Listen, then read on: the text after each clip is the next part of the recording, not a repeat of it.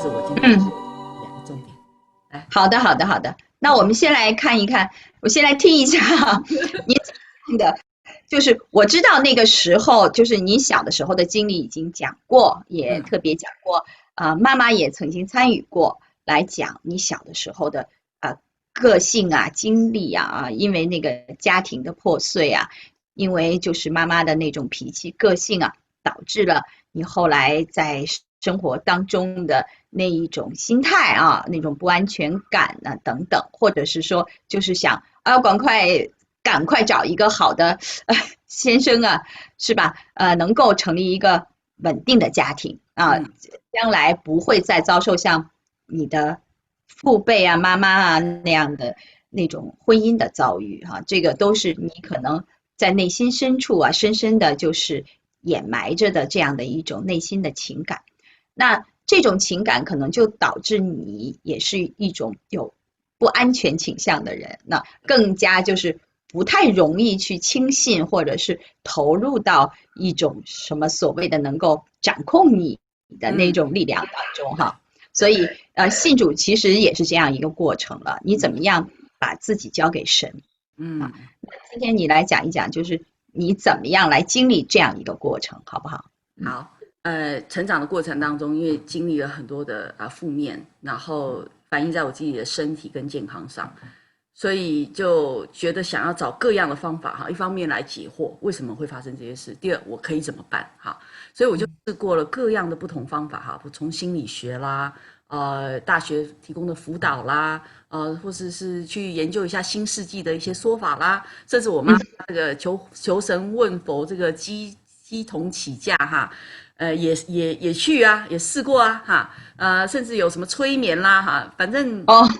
是都是。然后那个时候因为我有提过说，那时候我的一个主管哈，她是基督徒啊，是个女的，那她就曾经带我去一次教会哈，我那时候的经验是有点吓到啊，我去她的那个小组啊，是家庭小组，就进到他们家，那一群人就是围着我。我那时候很莫名的感觉到一股，我觉得就是关心跟爱的力量，哈，就是很强烈的向我汹涌而来，哈。他们也没有说是说我们可以为你祷告嘛，他们也看见一个年轻的女孩子哈，26、27岁这样，然后我那时候就是莫名我也不知道怎么办哈，我就哭了哈，我就哭得好伤心啊，然后因为那种感觉好像。其实我那个时候并不明白发生什么事哈，我只是觉得很不好意思，就是我去到人家家，然后人家为我祷告，然后我就哭得跟婴儿一样的，然后我也吓到了，我就觉得很不好意思哈，因为我真的不知道发生什么事啊。当他们在场的人当然就明白嘛，就是被圣灵感动，然后有这个爱的涌流在心里，这心里沉，因为太枯干了。这么多年来都是自己一个人在那边撑，这边挣扎，自己想尽办法找出路。就是进到那个被爱包围的地方，我觉得我回到家那种感觉哈。可是我并不明白哈，我的心潜意识知道，但是我的理智我无法明白哈。我只是觉得我怎么丢这么大老脸哈，怎么去让人家哭了啊？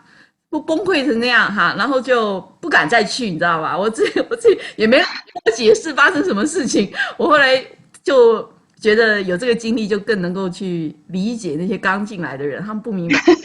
感动哭，觉得很丢脸是吧？觉得很丢脸，你要解释给人家听，因为他不知道他自己发生什么事情。对，所以我也没人跟我解释，我就吓坏了，也不敢回去，你知道吗？啊，那是第一次去教家庭小组的这个经验，所以想想真的很搞笑。那后来我也不知道算不算运气不好哈。我的那个主管，他在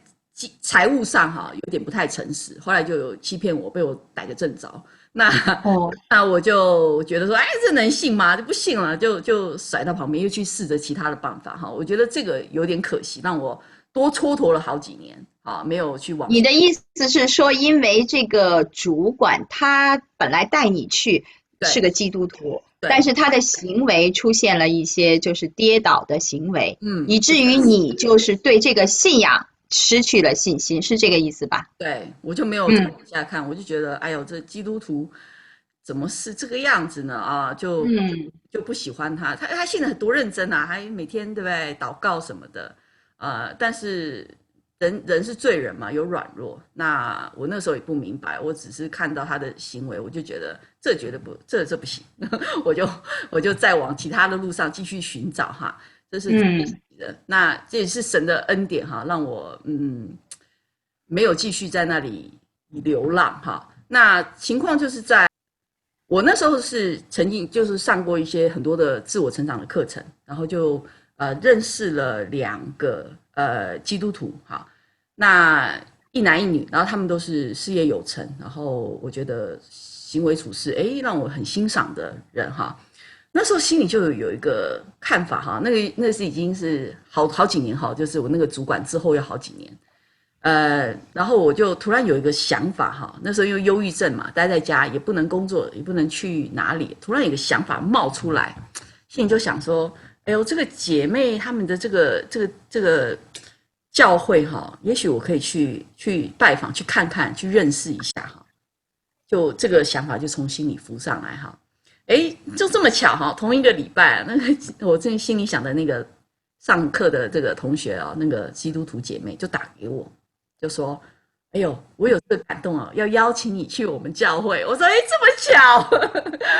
那我们现在回头看，哪那么巧的事情，对不对？这个想法就上帝在那时候不知道，就说哇这么巧，我心里这么想，你就打来，然后那就很顺了嘛哈，时间地点要约一约，就去那个教会。那个教会刚好就是吕代豪牧师，就说后来介绍我们跟我先生认识，吕代豪牧师他的教会。然后你也知道吕代豪牧师的风格嘛哈，从流牧师，所以他就很这个魄力很大嘛哈，我才去2-3个月就开始推动受洗哈，推动你受洗我都觉得我听了就你也知道我是一个主见很强的人嘛，就是我都搞不清楚我要信什么，怎么能说洗就洗呢哈？那吕牧师的这个理论也是很有意思啊，他说反正这个相爱哈，结婚要慢慢认识嘛，不如结婚手续就办一办啦，这是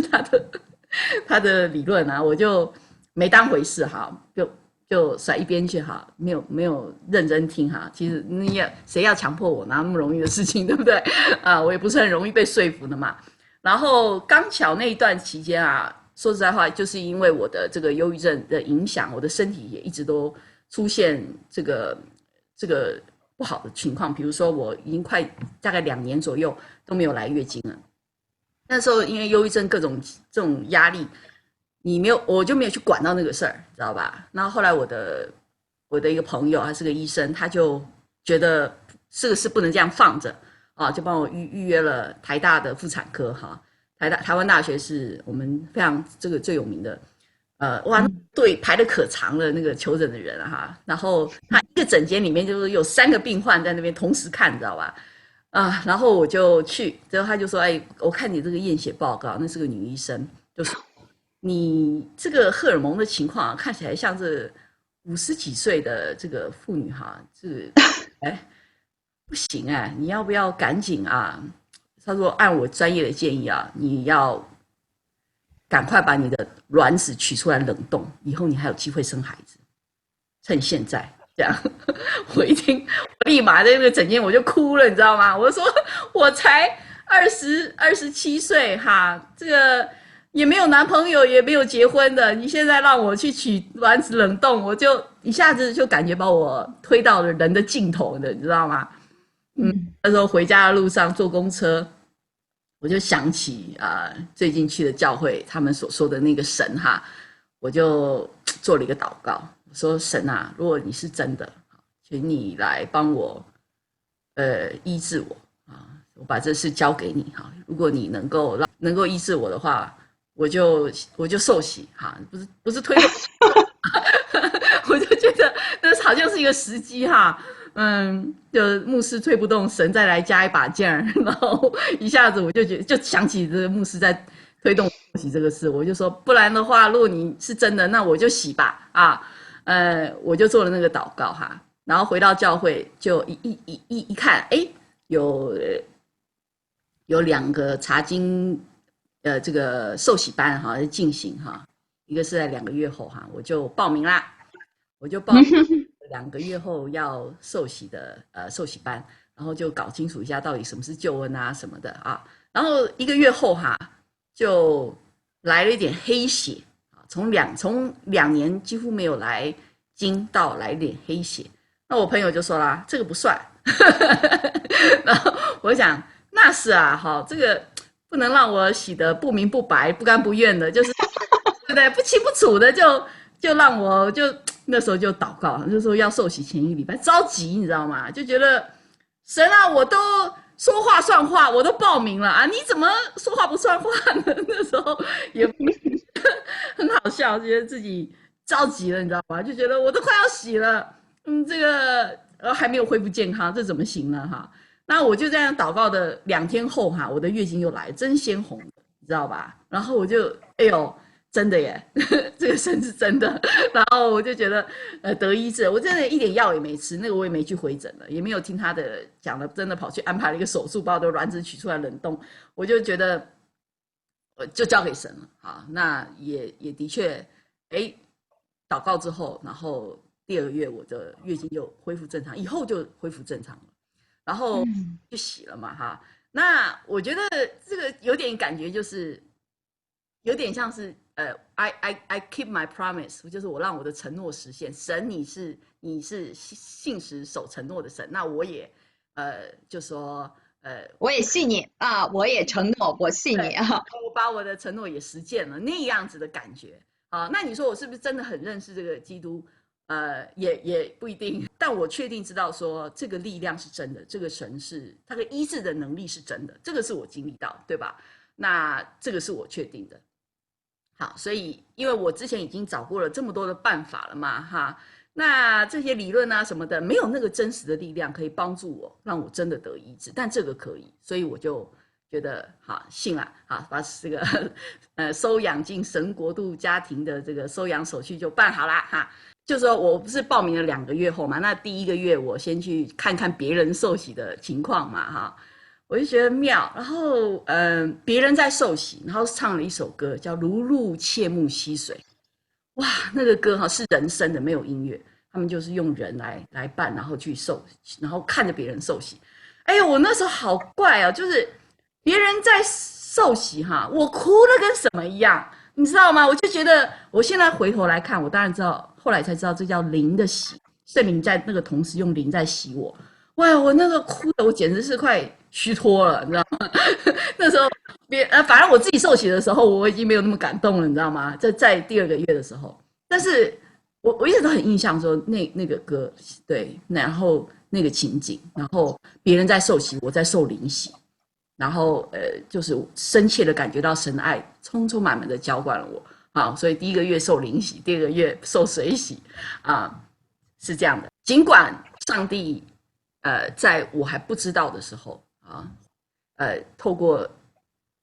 于牧师的邀请，把我从其他地方再引回他的家，然后让我去自己经历到他自己的真实。我当然也相信